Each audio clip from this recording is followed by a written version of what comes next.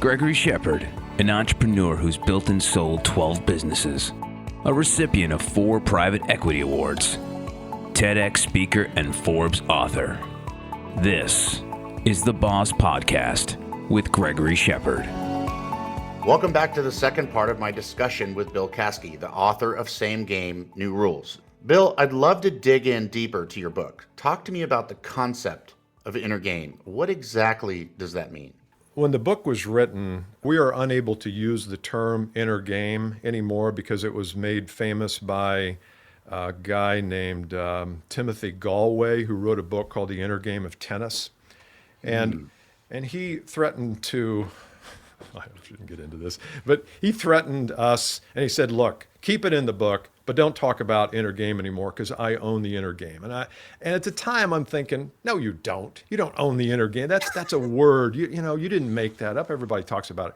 But I was at a point where I really didn't want to deal with lawsuits. And so I said, okay. But really, when you think about it, it is the mindset. The inner game and the mindset are the same thing. But that's the last time I can say that. Okay. But it's basically this turmoil that when I'm a terrible salesperson. Okay. I'm just terrible. If you say that to yourself, you mean? Yeah.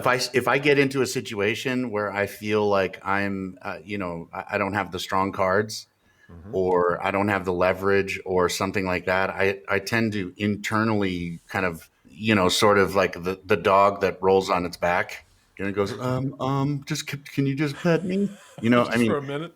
Yeah. Is that sort of, so when you talk about this whole thing, it's sort of like, I'm getting a feeling that the power that is internal in the person who is pitching or selling or whatever is almost equal or maybe even greater than the mechanics themselves. No, I think you're right. I think if you get your mind right, and by that I mean you think abundantly, you don't think scarcity. You think about bringing value to a prospect or to a customer versus what can I get out of the deal. You think about what is your intent? When you walk into a prospect's office, first call or digital office, what's your intention?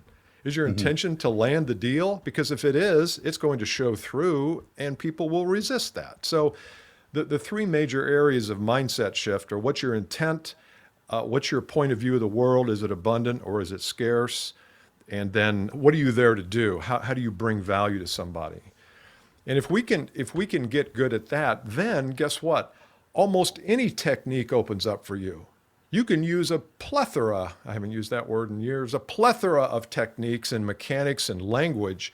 But if you don't have the right mindset, I'm going to give you a piece of language to use. You won't be able to do it, as I said earlier. So mindset is the kind of the core foundation. And then the mechanics lead from there. Mechanics become more organic. It just reminds, we did this podcast with the coach from the Miami Heat, and he was talking about how a basketball team that starts to lose continues to lose. And that's because of and now we're using this mindset, right, of they're losing, and then they continue to lose. And what you're saying reminds me of that, right? That if you're on a roll, you're on a roll. And so what you're saying is just can do some psychological treatment to yourself to tell yourself you're on a roll and get your mindset right and then get into the pitch. Yeah, I don't want you to, if you're not on a roll, I don't know how much lying to yourself and telling yourself you're on a roll is really going to help. I think sorry about that, but I think where this shows up is, look, my goal when I walk into this place, this prospect's office, is to see if I can help them. It's just to see if they have any problems, any circumstances, any financial costs that I can save them. And so then when I show up, here's what I say in the first meeting. I say, look, thanks for inviting me in digitally or physically. I don't know whether I have anything that can be of enormous value to you, but my mission on first calls like this is always to start with a conversation. You tell me a little bit about what you do. I'll ask you some questions if it's okay. I'll tell you what we do. And then at the end, we can decide if it makes sense to schedule another meeting, abort totally, maybe somewhere in between. Is that okay if we head down that path? So the confidence is in what you're bringing to the table, and what you're bringing to the table is just discovery. So your confidence is like, look, we're going to work. I'm confident that we can work together and figure out next steps. And that's the confidence. Is that correct sort of? Yeah, yeah, but I don't even say that up front because I don't know if they're getting ready to go out of business or in Chapter 11. Hell, I don't want any part of it, and I might find that out. So I'm never assuming. I never assume anything. I never have any expectation of whether we're going to work together or not. I just feel like it puts you in a one-down position when your expectations outrun theirs. If on the first call they say, look, Greg, I'm really glad you came in today to talk to us about what you can do for us. I will tell you right now, we need what you have. We have money.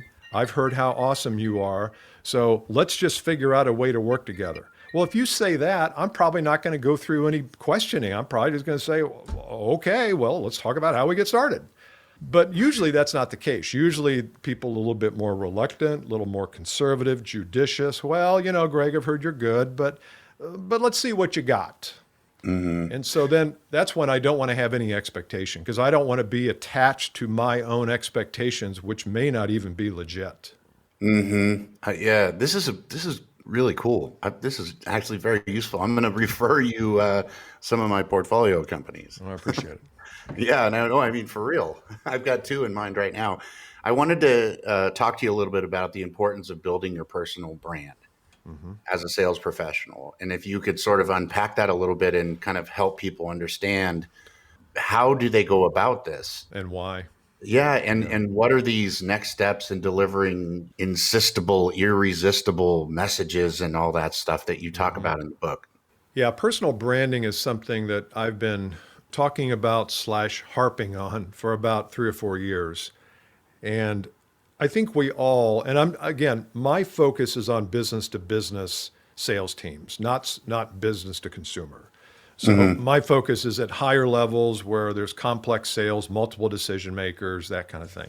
And I realized that the company has a brand, but the individual salespeople, account people, VPs of sales, rarely had a brand that was worth much. I mean, if you have a LinkedIn profile, you have a brand.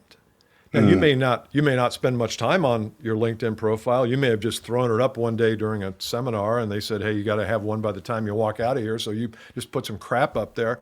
But that's not good enough today. Here's an example. I'll give this real quick example.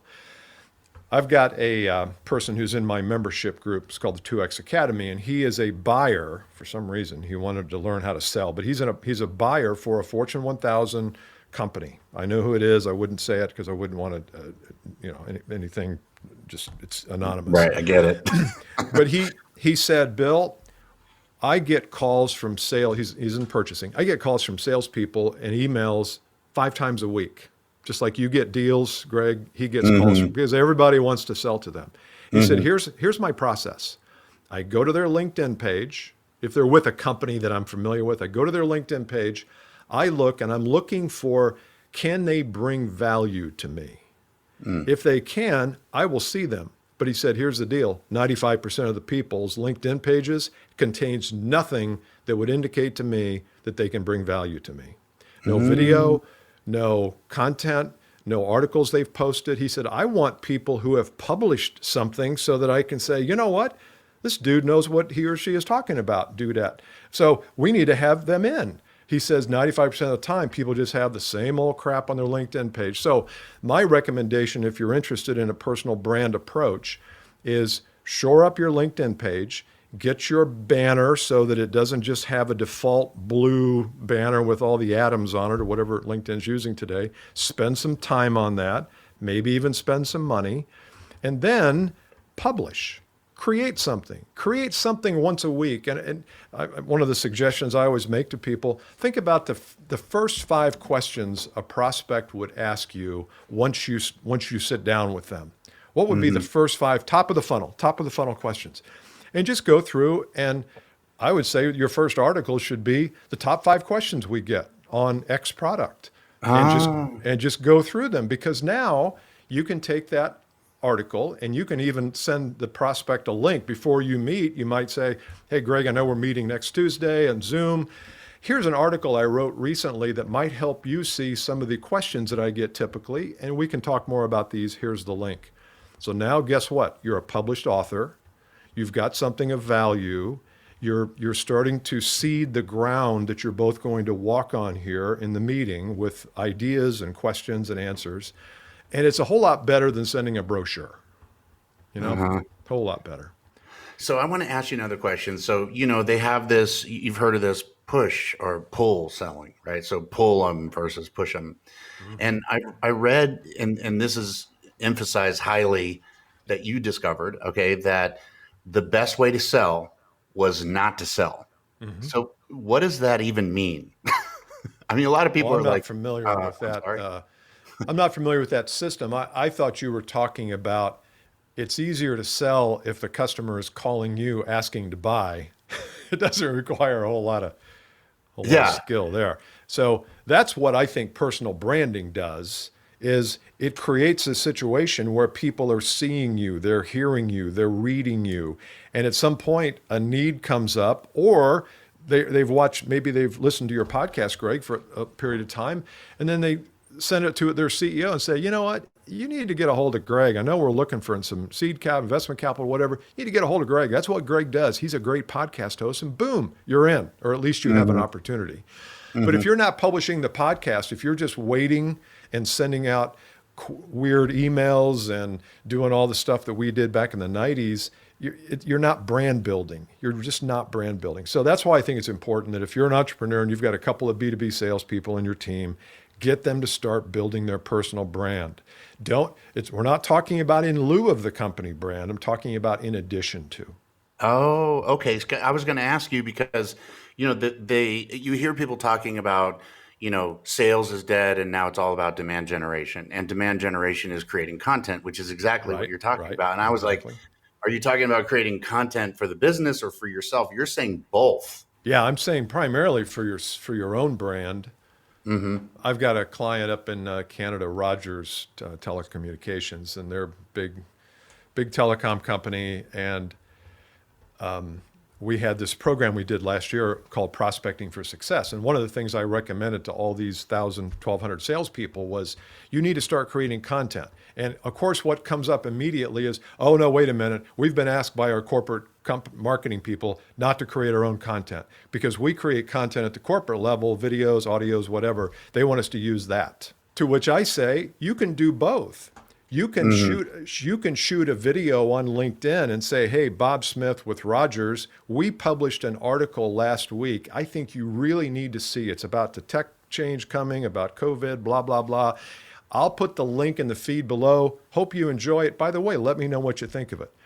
So that's a way you can post a video. You're not creating content. You're just saying, hey, this article exists. Send them to the corporate site. And now guess what? You get both. You get two birds with one stone there.